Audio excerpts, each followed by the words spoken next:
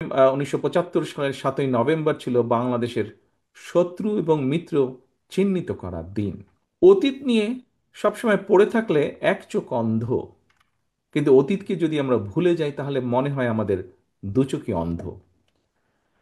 সুতরাং আমাদেরকে যেরকম সব সময় ইতিহাস চর্চায় থাকার মনে হয় দরকার নেই, অপরদিকে ভবিষ্যতের পথ চলাও ইতিহাস থেকে শিক্ষা গ্রহণ না করাটাও বোধহয় আরেকটি ঐতিহাসিক ভুল হতে পারে।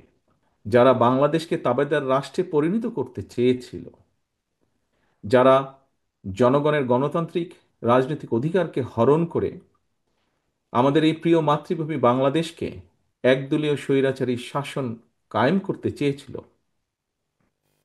যারা দেশের শৌর্য, বীর্য, সাহস এবং সম্মানের প্রতীক বাংলাদেশ সেনাবাহিনীর গৌরবকে ভুলুণ্ঠিত করতে চেয়েছিল, 1975 সালের 7ই নভেম্বরের এই দিনে দেশপ্রেমিক সিপাহী জনতার ঐতিহাসিক বিপ্লবের মাধ্যমে তাদের পরাজয় ঘটেছে।